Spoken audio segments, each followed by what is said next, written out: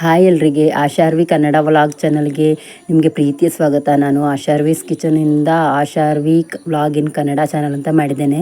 ನೀವು ಅದಕ್ಕೆಲ್ಲ ಸಪೋರ್ಟ್ ಮಾಡ್ತೀರಾ ಅಂತ ಸಹ ಅಂದ್ಕೊಂಡಿದ್ದೇನೆ. ಹಾಗಾಗಿ ನೀವು ನನ್ನ ಚಾನಲ್ನಲ್ಲಿ ಬರುವಂಥ ವೀಡಿಯೋಸ್ನ ಎಲ್ಲ ನೋಡಿ ನನಗೆ ಲೈಕ್ಸ್ ಕೊಡಬೇಕು, ಶೇರ್ ಮಾಡಬೇಕು, ಕಮೆಂಟ್ ಕೂಡ ಮಾಡಬೇಕು. ಹಾಗೆ ಸಬ್ಸ್ಕ್ರೈಬರ್ ಆಗಲಿಲ್ಲ ಅಂದರೆ ಸಬ್ಸ್ಕ್ರೈಬರ್ ಕೂಡ ಮಾಡಿಕೊಂಡು ನೋಡ್ಕೊಳ್ಳಿ. ನಿಮ್ಮ ಫ್ರೆಂಡ್ಸ್ ಫ್ಯಾಮಿಲಿಯವರಿಗೆ ಶೇರ್ ಕೂಡ ಮಾಡಿ. ಇವತ್ತು ನಾನು ಸೇಮಿಗೆ ಹಾಗೂ ಮಾವಿನ ಹಣ್ಣಿನ ರಸಾಯನವನ್ನು ಮಾಡಿ ತೋರಿಸುವಂತ ಬಂದಿದ್ದೇನೆ. ತುಂಬ ರುಚಿ ಆಗ್ತದೆ, ಬೇಗ ಕೂಡ ಮಾಡ್ಬೋದು. ಕಾಯಿ ಎಲ್ಲ ಸ್ವಲ್ಪ ಹಾಕಿ ಮಾಡಿದ್ದು, ಅಕ್ಕಿ ಎಲ್ಲ ಕಡಿಬೇಕು ಎಂತೆಲ್ಲ ಅಕ್ಕಿ ಹುಡಿ ಉಂಟಲ್ಲ, ಅದರಲ್ಲಿ ನಾನು ಹೇಗೆ ಮಾಡೋದು ಅಂತ ತೋರಿಸುವ ಅಂತ ಇಲ್ಲಿ ಮಾಡಿ ತೋರಿಸ್ತಾ ಇದ್ದೇನೆ. ನೋಡಿ ಎಷ್ಟು ಚೆನ್ನಾಗಿ ಬಂದಿದೆ, ನೀವು ನೋಡ್ತಾ ಇದ್ದೀರಿ ಅಲ್ವಾ. ಈ ಸೇಮಿಗೆಯನ್ನು ನಾವು ಹೇಗೆ ಮಾಡೋದು ಅಂತ ತೋರಿಸ್ತಾ ಇದ್ದೇನೆ. ಮೊದಲಿಗೆ ನೋಡಿ ನಾನಿಲ್ಲಿ ಒಂದು ಪಾತ್ರವನ್ನು ತಗೊಂಡಿದ್ದೇನೆ. ಏನು ಗೊತ್ತಾ, ನಾವು ಸೇಮಿಗೆ ಮಾಡಲಿಕ್ಕೆ ಅಕ್ಕಿ ಹುಡಿ ತಗೊಂಡಿರೋದ್ರಿಂದ, ಅಂದರೆ ನಾನು ಪತ್ತರಿ ಅಕ್ಕಿ ಹುಡಿ ತಗೊಂಡದ್ದು, ಅದು ನಾನಿಲ್ಲಿ 1 kg ತಗೊಂಡಿದ್ದೇನೆ. ಅದಕ್ಕೆ ನಾನಿಲ್ಲಿ 2 ಲೀಟ್ರಷ್ಟು ನೀರನ್ನು ತಗೊಂಡಿದ್ದೇನೆ. ಅಂದರೆ ಅದರ ಡಬ್ಬಲಷ್ಟು ನಾವು ನೀರನ್ನು ಬಿಸಿ ಮಾಡಲಿಕ್ಕೆ ಇಟ್ಕೊಳ್ಬೇಕು ಮೊದಲು. ಇಲ್ಲಿ ನೋಡಿ ಒಂದು ಅಗಾಲ ಪಾತ್ರ ತಗೊಂಡಿದ್ದೇನೆ. ನಾವು ಅಕ್ಕಿ ಹುಡಿಯನ್ನು ಮಿಕ್ಸ್ ಮಾಡಬೇಕಲ್ಲ. ನೋಡಿ 1 kgಯ ಪತ್ತರಿ ಹುಡಿ ಇದು. ಸೇಮಿಗೆ ಹುಡಿ ಸಿಗ್ತದೆ, ನಾನಿಲ್ಲಿ ಪತ್ತರಿ ಹುಡಿಯಲ್ಲಿ ಮಾಡ್ತಾ ಇದ್ದೇನೆ. ನೀವು ಸೇಮಿಗೆ ಹುಡಿ ಅಂತಲೇ ಸಿಗ್ತದಲ್ಲ, ಅದರಲ್ಲಿ ಹೀಗೇ ಮಾಡ್ಬೋದು. ತುಂಬ ರುಚಿಯಾಗ್ತದೆ. ನಿಮಗೆ ಕಷ್ಟ ಇದ್ದರೆ, ಅಂದರೆ ಸೇಮಿಗೆ ತಿನ್ನಬೇಕು ಅಂತ ಆಸೆ ಇರ್ತದೆ ಆದರೆ ಮಾಡಲಿಕ್ಕೆ ಕಷ್ಟ ಆಗ್ತದೆ ಅಂತ ಇದ್ದರೆ ನೀವು ಈ ರೀತಿ ಮಾಡ್ಬೋದು. ನೋಡಿ ಹುಡಿ ಹಾಕಿದ ನಂತರ ಒಂದು 2 ಚಮಚದಷ್ಟು ಉಪ್ಪನ್ನು ಹಾಕ್ಕೊಂಡಿದ್ದೇನೆ. ಒಂದು 4 5 ಚಮಚ ಎಣ್ಣೆಯನ್ನು ಸಹ ಹಾಕಬೇಕು. ಇದಕ್ಕೆ ಎಣ್ಣೆ ಹಾಕಲೇಬೇಕು ಅಂತ ಸಹ ಎಂತ ಇಲ್ಲ, ಹಾಕದಿದ್ರೂ ನಡೀತದೆ.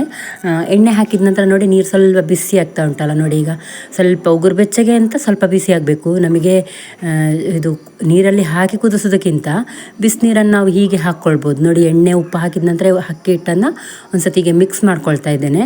ಆನಂತರ ನಾನು ಒಂದು 3 ಗ್ಲಾಸಷ್ಟು ನೀರನ್ನು ಒಮ್ಮೆ ಹಾಕ್ತಾ ಇದ್ದೇನೆ. ಒಂದು ಕಡಿಮೆ ಅಂದರೆ ಒಂದು 10 ಗ್ಲಾಸ್ ನೀರೆಲ್ಲ ಬೇಕೇ ಇದಕ್ಕೆ. ನಾನಿಲ್ಲಿ ಅಂದರೆ 2 ಲೀಟ್ರಷ್ಟು ನೀರನ್ನು ಇಟ್ಕೊಂಡಿದ್ದೇನೆ. ನೋಡಿ ನೀರು ಒಂದು ಸತಿ ಹಾಕಿದ ನಂತರ ನಮಗೆ ಕೈ ಬೆಚ್ಚಗಾಗ್ತದೆ. ಅದಕ್ಕೆ ನಾವು ಒಂದು ಸತಿ ಸೌಟಿನ ಸಹಾಯದಿಂದ ಹೀಗೆ ಮಿಕ್ಸ್ ಮಾಡ್ಕೊಳ್ಬೇಕು. ಹಾಗೆ ಸ್ವಲ್ಪ ಸ್ವಲ್ಪ ನೀರು ಹಾಕ್ಕೊಂಡು ನಾವು ಈ ಉಂಡೆ ಎಲ್ಲ ಮಾಡ್ತೇವಲ್ಲ, ಆ ಹದಕ್ಕೆ ಇದನ್ನು ನಾದ್ಕೊಳ್ಬೇಕು. ನೋಡಿ ನಾನು ತೋರಿಸ್ತಾ ಇದ್ದೇನಲ್ಲ, ಇದೇ ರೀತಿ ನೀವು ಮಾಡ್ಕೊಳ್ಬೋದು. ತುಂಬ ಬಿಸಿ ಆದರೆ ನಿಮಗೆ ಕೈ ಸುಡ್ತದಲ್ಲ, ಅದಕ್ಕೆ ಈ ರೀತಿ ಸೌಟಿನ ಸಹಾಯದಿಂದ ಮಾಡಬಹುದು. ನಂತರ ಸ್ವಲ್ಪ ನೀರು ತಣ್ಣಗಾಗ್ತಾ ಹೋಗ್ತದೆ, ಆವಾಗ ಈ ರೀತಿ ಕೈಯಲ್ಲಿ ನೀವು ಮಿಕ್ಸ್ ಮಾಡ್ತಾ ಅದನ್ನು ಹಿಟ್ಟನ್ನು ನಾದ್ಕೊಳ್ಬೇಕು.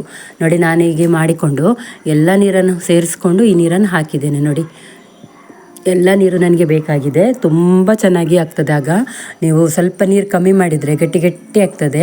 ನೋಡಿ ಹಿಟ್ಟು ಕಲಸುವಾಗ ನಿಮಗೆ ಗೊತ್ತಾಗ್ತದೆ ಎಷ್ಟು ಚೆಂದ ಬರಬೇಕು ಹಿಟ್ಟು. ಈ ಹಿಟ್ಟಲ್ಲಿ ನೀವು ರೊಟ್ಟಿ ಕೂಡ ಮಾಡ್ಬೋದು. ನಾನು ಇದನ್ನು ಉಂಡೆ ಮಾಡಿ ಸೇಮಿಗೆಯನ್ನು ಇಲ್ಲಿ ಮಾಡ್ತಾ ಇದ್ದೇನೆ. ನೋಡಿ ಇವಾಗ ಚೆನ್ನಾಗಿ ಆಗಿದೆ. ಇದಾದ ನಂತರ ನಾವು ನೋಡಿ ನಾನು ತೋರಿಸ್ತಾ ಇದ್ದೇನಲ್ಲ, ಈ ರೀತಿ ಉಂಡೆ ಮಾಡಲಿಕ್ಕೆ ಬರಬೇಕು ನಮಗೆ. ಜಾಸ್ತಿ ನೀರು ಮಾಡಬೇಡಿ, ನೀವು ಡಬ್ಬಲ್ ನೀರು ಇಟ್ಕೊಂಡ್ರೆ ಆಯಿತು.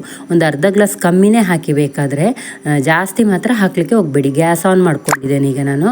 ಅಂದರೆ ನಾವು ಉಂಡೆ ಬೇಯಿಸಲಿಕ್ಕೆ ಸೇಮಿಗೆ ಉಂಡೆ ಬೇಯಿಸಬೇಕಲ್ಲ, ಅದಕ್ಕೆ ನೋಡಿ ಅಟ್ಟಿ ಪಾತ್ರ ಇಟ್ಕೊಂಡಿದ್ದೇನೆ. ಇಡ್ಲಿ ಅಟ್ಟಿ ಪಾತ್ರ ಅಂತ ಹೇಳ್ತೇವಲ್ಲ, ಅದನ್ನು ಇಟ್ಕೊಂಡಿದ್ದೇನೆ. ಅದನ್ನು ಇಟ್ಕೊಂಡ ನಂತರ ನಾವಿಲ್ಲಿ ಉಂಡೆ ಮಾಡಿ ಇಟ್ಕೊಳ್ಳುವ. ನಾವು ಸೇಮಿಗೆಗೆ ಯಾವ ರೀತಿ ಉಂಡೆ ಮಾಡ್ತೇವೆ ಆ ರೀತಿ ಇದನ್ನು ಉಂಡೆ ಮಾಡಬೇಕು. ಒಂದು ಮುಷ್ಟಿಯಷ್ಟು ತಗೊಂಡು ನೋಡಿ, ನಿಮ್ಮ ಸೇಮಿಗೆ ಮಣೆಯಲ್ಲಿ ಸೇಮಿಗೆ ಒತ್ತುವ ಇದು ಎಷ್ಟು ದೊಡ್ಡದಿರ್ತದೆ ಅದನ್ನು ನೋಡ್ಕೊಂಡು ನೀವು ಉಂಡೆಯನ್ನು ಮಾಡಬೇಕು. ಈ ರೀತಿ ನೋಡಿ, ಈ ರೀತಿ ಬರಬೇಕು. ತುಂಬ ಚೆನ್ನಾಗಿ ಆಗ್ತದೆ ಮತ್ತು ಬೇಗ ಸಹ ಆಗ್ತದೆ. ನಿಮಗೆ ಹಿಟ್ಟು ಮಿಕ್ಸ್ ಮಾಡಿಕೊಂಡು ನೀವು ಕಲಸಿಕೊಂಡು ಅದನ್ನು ಗಟ್ಟಿ ಮಾಡಿಕೊಂಡು ಆ ಕಷ್ಟನೇ ಇಲ್ಲ ಈ ಹಿಟ್ಟಲ್ಲಿ ಮಾಡಿದರೆ. ನೋಡಿ ಎಲ್ಲವನ್ನು ನಾನು ಈ ರೀತಿ ಉಂಡೆ ಮಾಡಿ ಇಡ್ತಾ ಇದ್ದೇನೆ. ಎಲ್ಲ ಆಗ್ತಾ ಉಂಟು. ಇದೆಲ್ಲ ಆದ ನಂತರ ನಾವು ಇದರ ಮುಚ್ಚಳ ಮುಚ್ಚಿ ಒಂದು ಅರ್ಧ ಗಂಟೆ ಬೇಯಿಸುವ. ನೋಡಿ ನಾನು ಬೇಯಲಿಕ್ಕೆ ಸಹ ಇಟ್ಟಾಯಿತು. ಇವಾಗ ನಾವು ರಸಾಯನಕ್ಕೆ ಮಾವಿನ ಹಣ್ಣನ್ನು ಕೊಚ್ಕೊಳ್ಳುವ. ಮಾವಿನ ಹಣ್ಣಿನ ಸಿಪ್ಪೆಯನ್ನೆಲ್ಲ ತೆಗಿತಾ ಇದ್ದಾರೆ ಇವರು. ಸಿಪ್ಪೆ ತೆಗೆದ ನಂತರ ನಾವು ಇದನ್ನು ಕೊಚ್ಚಬೇಕು. ನಾನಿಲ್ಲಿ ಒಂದು 5 ಮಾವಿನ ಹಣ್ಣನ್ನು ತಗೊಂಡಿದ್ದೇನೆ. ನೀವು ನಿಮ್ಗೆ ಎಷ್ಟು ಬೇಕು ಅಷ್ಟು ಮಾಡ್ಕೊಳ್ಬೋದು. ಇಷ್ಟು ಸೇಮಿಗೆಗೆ ಒಮ್ಮೆ ತಿಂತೀರಿ ಅಂದರೆ ಒಂದು 3 ಮಾವಿನ ಹಣ್ಣೆಲ್ಲ ಸಾಕಾಗ್ತದೆ. ನಾವು ಸ್ವಲ್ಪ ಜಾಸ್ತಿನೇ ಇಲ್ಲಿ ಮಾಡಿದ್ದೇವೆ. ನೋಡಿ ಈ ರೀತಿ ಸಣ್ಣದಾಗಿ ಕೊಚ್ಕೊಂಡ್ರೂ ಆಗ್ತದೆ, ಇಲ್ಲ ನೀವು ಮಿಕ್ಸಿಯಲ್ಲಿ ಕಡಿದ್ರೆ ಕೂಡ ಆಗ್ತದೆ. ರಸಾಯನ ಅಂದಮೇಲೆ ಬಾಯಿಗೆ ಸಿಕ್ಕಿದರೆ ಚೆನ್ನಾಗಿ ಆಗ್ತದಲ್ಲ. ನೋಡಿ ಈ ರೀತಿ ಕೊಚ್ಚಿಕೊಂಡು ನಾವು ಇದೇ ರೀತಿ ನೀವು ಕೂಡ ಒಂದ್ಸತಿ ಟ್ರೈ ಮಾಡಿ, ತುಂಬ ರುಚಿಯಾಗ್ತದೆ. ಈ ಮಾವಿನ ಹಣ್ಣನ್ನು ಈ ರೀತಿ ಕೊಚ್ಚಿದ ನಂತರ ಎಲ್ಲವನ್ನು ಪಾತ್ರಕ್ಕೆ, ಒಂದು ತೋಪಿಗ ಅಥವಾ ಯಾವುದರಲ್ಲಿ ಮಾಡ್ತೀರಿ ನೀವು ಅದಕ್ಕೆ ಹಾಕ್ಕೊಳ್ಬೇಕು. ಇದಕ್ಕೆ ನಾವು ಒಂದು ಕಾಯಿಯನ್ನು ತಗೊಂಡಿದ್ದೇನೆ ನಾನು.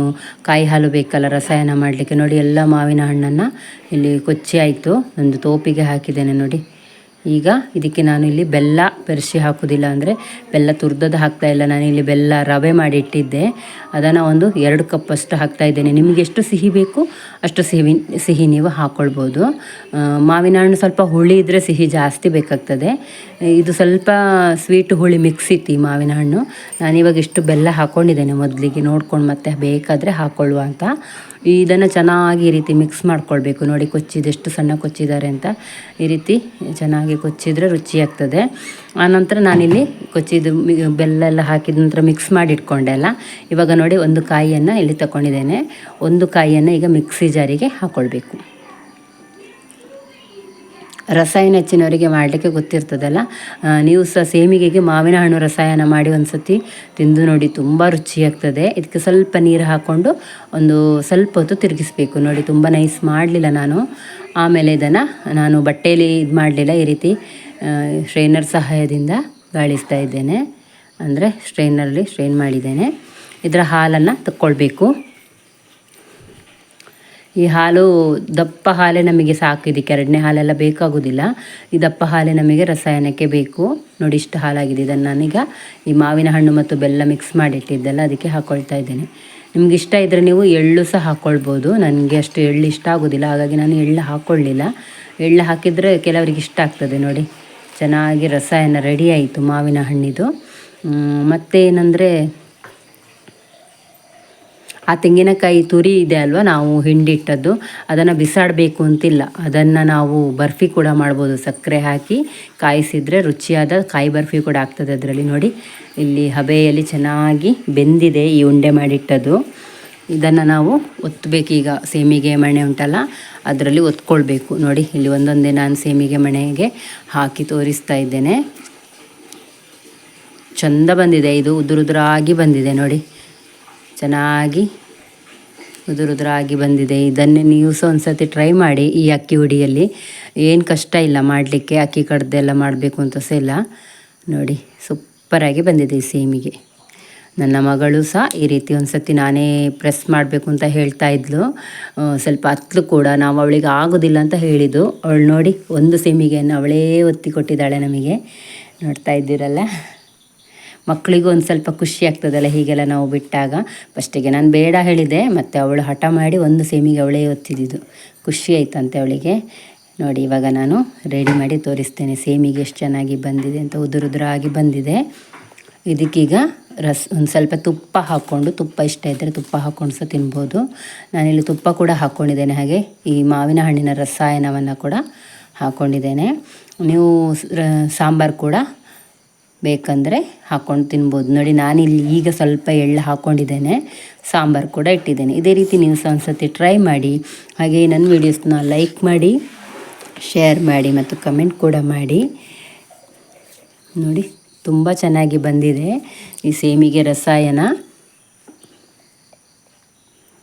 ಚೆನ್ನಾಗಿ ಬಂದಿದೆ. ನೋಡಿ ನೋಡ್ತಿದ್ದೀರಲ್ಲ, ಉದುರುದ್ರಾಗಿ ಬಂದಿದೆ. ತುಪ್ಪದ ಜೊತೆ ಕೂಡ ತಿನ್ಬೋದು, ಬರೀ ಕಾಯಿ ಹಾಲು ಜೊತೆ ತಿನ್ಬೋದು, ರಸಾಯನದ ಜೊತೆ ಕೂಡ ತಿನ್ಬೋದು. ತುಂಬ ಚೆನ್ನಾಗಿ ಬಂದಿದೆ. ಇದೇ ರೀತಿ ನೀವು ಸಹ ಒಂದು ಸರ್ತಿ ಟ್ರೈ ಮಾಡಿ. ಹಾಗೆ ನನ್ನ ಚಾನಲ್ನ ಹೆಸರು ಚೇಂಜ್ ಆಗಿದೆ, ಯಾರು ಕನ್ಫ್ಯೂಸ್ ಮಾಡಬೇಡಿ. ಲೈಕ್ ಮಾಡಿ, ಶೇರ್ ಮಾಡಿ, ಕಮೆಂಟ್ ಕೂಡ ಮಾಡಿ. Thank you.